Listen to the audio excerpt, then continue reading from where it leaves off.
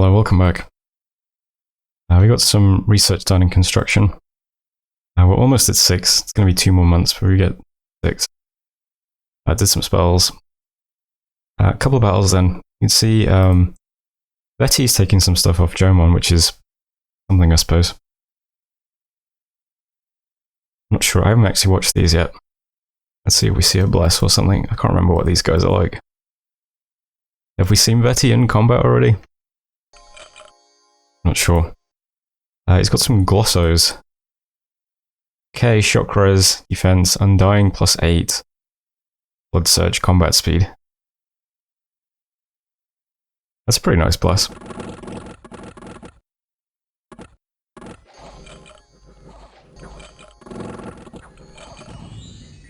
Don't want to tangle too much with those guys. Carrion Mara's Atlantis taking some stuff over on the east of Jomon. Unexpected event, Zaburia, 6 nature gems. We got a free lab in Litho, which is nice because that's a cave. Also got an amulet of missile protection. And 313 gold in red. Some scouts and stuff. This game has been paused a little bit. I was at the hospital again. So I'm just catching back up. The plan this turn was to storm Jomon. So I was setting up a little communion. I was going to just put every single mage as a communion slave, except one fire guy, and then the death guy. And these guys were just going to do Heat from Hell and Rigor Mortis. I was looking through what we've got. I'm a bit concerned that we don't have quite enough mage strength or enough units though. Because he's got so many Tengu. So Old Me was willing to just roll in YOLO, but I don't really want to do that now. I'm a bit worried. Everyone around here looks so strong. Mari's got huge force here. Atlantis has huge force here. Veti has huge force here. That if I don't win convincingly, I think it really it puts a big target on me. I'm a bit worried. I think it might be better to try and just strangle Jomon for a while we move more strength up here. So I'm going to move off Jomon's cap this turn instead of storming it. Hope that's not too disappointing. I was like messing around with scripts and stuff. You know, one of the things I did was when I was moving gems around, I just put 5 gems on this guy just to hold them while I was sorting stuff out. And then I realized you can't actually take them off him because he's a mercenary. So I've lost 5 fire gems. That's just a funny little extra thing. It's not really important though. The important thing is I'm going to move everything on to Land of Plenty. All the skeletons and all the flying stuff can get here pretty quickly. I think they're going to knock that fort over pretty fast. Only 250 wall. And then we'll storm that next turn. And everything else is just moving off. So we're probably going to storm this next turn, and Jomon's probably going to break siege next turn. And then we're going to sit in this fort for a bit and just build up force. I'm going to probably cast some fires from afar on Jomon. I'm going to summon a bunch of, I don't know, fiery imps or something. I've got another cast of Hidden in Sand going off, so we'll be able to move up another group of Scullies as well. I've got 19 more Griffins flying out. So we're going to take this instead and just keep shoving force upwards. It's so difficult to move stuff around my territory, and my units are not very mobile anyway. It is very, very difficult. I think it's going to help having a fort here that we can start recruiting mages out of and stuff. And Jomon might start then raiding back all this territory immediately, but we'll deal with that as it happens, I guess. So some stuff is moving out of Litho. I'm forging Boots of the Messenger every turn, but even those don't really help much. This guy can move 2 provinces, so that's great. So nothing really happening this turn, unfortunately. Research looks like this. We'll have Construction 6 in 2 turns. I could forge 2 boosters, put them on my god, and get Eternal Pyre up, and then start doing Hidden Sands every turn, which might be something. But that's just what things look like at the moment. So I hope that's not too dull. But that's where I'm going to leave it. Still doing lots of recruitment and stuff. We've still got a bit of gold left over as well. So yeah, so flying and Skelly units move to Land of Plenty. The rest of the army is just moving to Black Forest. Mercs go to Ungbailaf. They can take this probably. And that's the turn for now. Since we've got an Astral Booster, I've also got one of the Crystal Mages casting Teleport. He's going to teleport to Black Forest. We can start teleporting these guys down to this fort as well. So that'll also give us a bit more strength in coming battles, which is nice.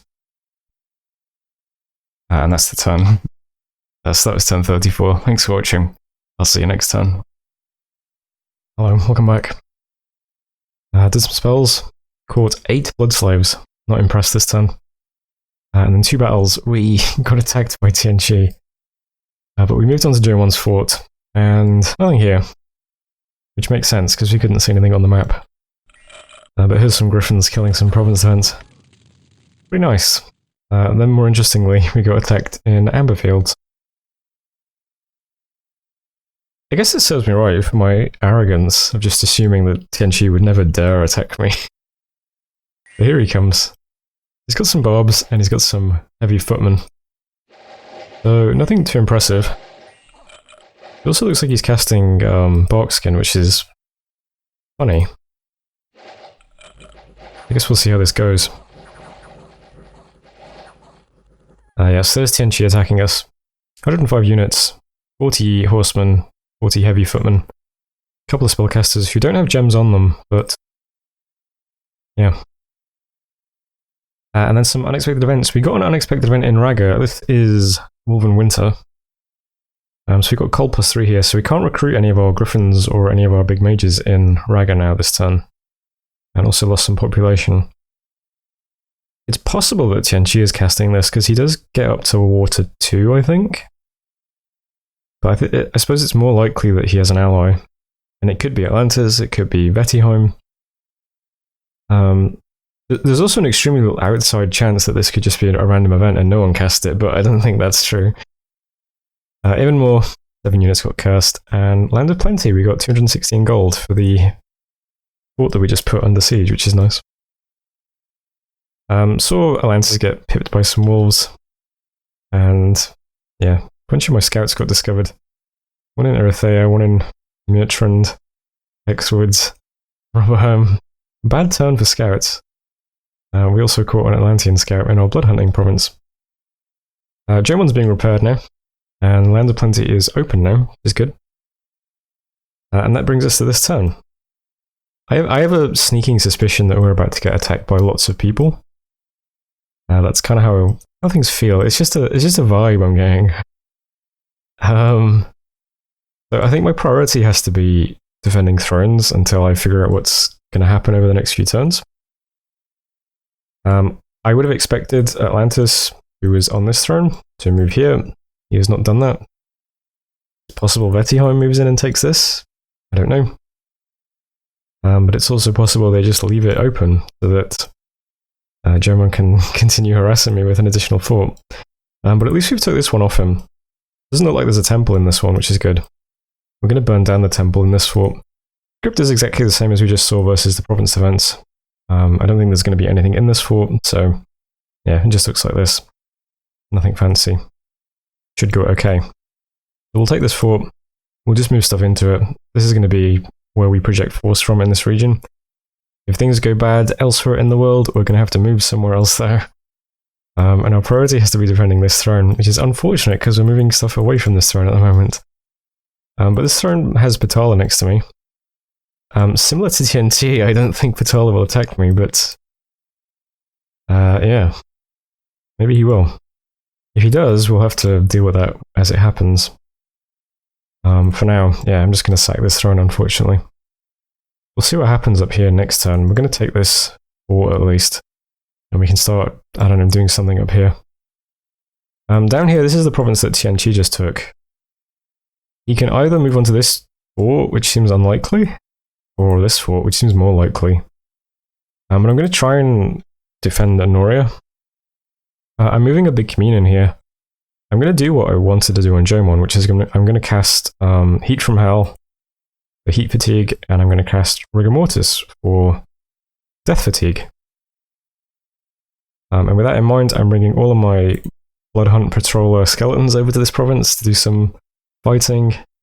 And I've got the new cast of Hidden in Sands we just did. So more skeletons can do some more fighting. Here's the new skeleton we just got, by the way. S2D2. Okay. I'd like some more earth somewhere. So we'll do Rigor Mortis, we'll do Heat from Hell. I think everyone... Oh, I forgot to change the scripts here, that's good. I noticed that I'd scripted Communion Slave instead of Sabbath Slave earlier. Yeah. So we've got 8 slaves coming. We've got 3 masters. One's doing Heat from Hell, one's doing just spamming Reinvigoration. Seems like it might be a good idea. And another one is doing the Rigor Mortis stuff. And that's if he moves here. If he does, I think it'll be okay. If he doesn't, well, it gives us a big army here that we can move to either one of these forts to help out. So that's fine. As long as we've got force in this region, I think it's okay. These boots of the messenger I've been forging have paid off here because I think 3 of them are being used this turn. Yeah, these 3 guys are all using boots of the messenger to move over. Technically, I don't need to move these guys because there are similar mages in these forts, but I'd like to keep some mages in these forts so that they're actually in these forts. So it's useful to be able to move them from here since Ragha is completely safe at the moment. Next turn, we're going to hit Construction 6. We can start forging some boosters, which would be good. I can forge a Skull of Flame, which will let me cast Dome of Flaming Death. Just in case this is, well, because this is being cast by an enemy. And I'm also going to teleport another one of our Astral Mages over to Ragha as well, to then put up Astral Dome as well. We can do that if we forge a Starshine Skullcap. So we'll be able to get 2 domes up over Ragha in 3 turns. That's going to cost me some fire gems though, unfortunately. We're also going to have to forge boosters. And then we want to cast Phoenix Pyre, which is going to cast Eternal Pyre, which is going to take 80 gems, so I guess we can alchemize a bunch of pearls if we need to. But I'd like to start generating a ton of fire gems that we can start casting Hidden in Sands a lot more. So that's what's defending here. We got our first Enchantress as well this turn. Not a terribly useful one, just one in all of these paths, but it's another nature mage, I guess, so she's forging some more boots of the messenger. Seems useful. I think that's pretty much it for this turn, though. It's just, yeah. We'll see what happens in Honoria. If we manage to beat this army, we'll just take this back, probably take this as well. Maybe send one little army to go harass, and then we'll just ignore it. SGNT if he wants peace. But yeah, but I feel like I have to imagine that Betty is working with him, right?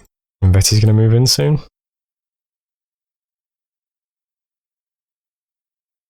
Atlantis moved from here to here, which could be anything. Could be moving towards this throne. Or maybe I'm just being paranoid. I know that Maragnon wanted to attack me, but yeah, I don't know. That's the turn anyway. We'll see how things develop from here. Mercenary contract. Oh, the mercenaries are just going to attack this. I assume Atlantis is going to take it, but whatever. We're done with the mercenaries now, I think. It'd be annoying if Jomon buys them all, I suppose. That's okay. Oh dear. Well, the game seems to have stalled, but let's assume that that turn submits successfully. And with that in mind, I will see you next turn. Hello, welcome back. I've got construction done. I'm going to do Evocation next, just to make sure that we've got Wrath of the Desert, just in case we need to make something hot. And then Thaumaturgy after that, mostly for fire. There's a lot of our mages are getting diseased now, and hopefully we'll have a surplus of fire gems starting soon. So there's that. Diaportum went up. This is Gigantomachia, however you pronounce that, being cast by Phlegra. I'll look at that in a second. Did some spells, couple of battles then. First up, we attacked into random desert with the mercenaries. Atlantis didn't actually attack this, so that's nice, I guess. So we got a little desert for free. Something. Next up, Zaburia. So Zaburia is the province that had the 50 province defense. Jomon moved quite a bit of stuff here. What's some mages?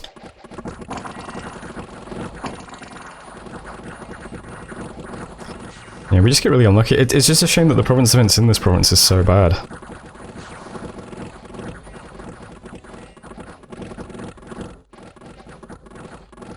Almost get it. But we can't deal with the ethereal guys, unfortunately. So we just sort of rout in the end. Almost kept it. Oh, that's a shame. There goes 50 PD. Farewell. Next we saw Gath attacking Mary. That's over here. I'm not sure if that means Gath and Mary are at war or not. I guess I'll keep an eye on things. Have I said that already? I remember I saw one battle take place over here already, but I can't remember what it was. So yeah, but hopefully these two are at war. We can see Mary does have big stacks near me. I assume he's just defending his throne though, but it's hard to tell. And then there was a battle at the fortress, but there was nothing there, so that goes fine. So we now got a fortress here. This is really frustrating. This fortress doesn't have a lab. So what I would want to do now is forge a Skull of Flame with my god, because he's my F4 mage. But I can't, because there's no lab. So I'm going to have to take a moment to build a lab so that I can do that. It's a bit unfortunate. Events, we got -10 income in Peskin. A local sector's flourished in Kepria. And we got +15 defense in Great Woods, is pretty nice. Arena Deathmatch is incoming. This is pretty bad as well. We caught a Vettiheim army over in Honoria here. This is where my army was moving through. It's so frustrating to find scouts and things with armies like this, because some of my this guy, the skeleton guy, the Mound King, was I think 2 squares behind these guys, but somehow he spawned right next to them. He burns to death. And we lose some of the blood slaves as well, but it's just hard to have blood slaves near the heat aura guys. This is what Vettiheim is walking around our lands with. These are stealth units. Got quite a bunch of them.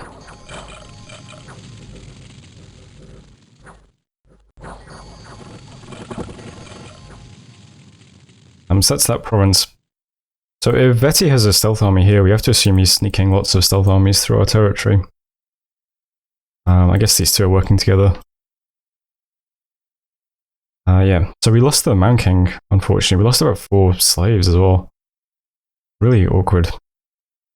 I've tried to like reposition things a bit, but yeah. We're walking around with enough gems that we can do our script once, and then we have to find new slaves somewhere. Yeah, 38 units. I guess they're 20 gold each. That's not nothing. That's 460 gold. Plus these guys, this guy. I mean, that's a sizable chunk of gold he just lost.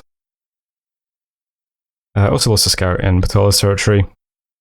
Germans repairing the fort. My undead troops in Honoria are being killed by a holy force native to this province. Also very strange. There's some kind of holy fire site here. We'll have to site search that later when we are able to do that. And Alcora's green men left us to join Flagra, who has the global enchantment up. Gigantomachia. Recruitment limit in friendly dominion +1. Let's him recruit more giants and gets conflict bonus. I never cast that when I was Flagra. And that's it for messages. Okay. So yeah, this is rough now. So German didn't break siege, interestingly, so he's just being sieged by the militia, and this guy's preaching. But he took back this. So he can claw his way back into the game very easily. Which is a bit unfortunate. But I'm just sitting over here to just set up stuff. I'm doing lots of forging this turn. The plan was to forge a Skull of Flame and a Flame Helmet this turn, and then cast Eternal Pyre next turn, but we can't do that because there's no lab, so this time we're just setting up infrastructure. I'm building a temple, I'm building a castle, and I'm building a lab here. So that cost us like a huge amount of gold, unfortunately, so there's no recruitment this turn. But we'll get all the pieces down here.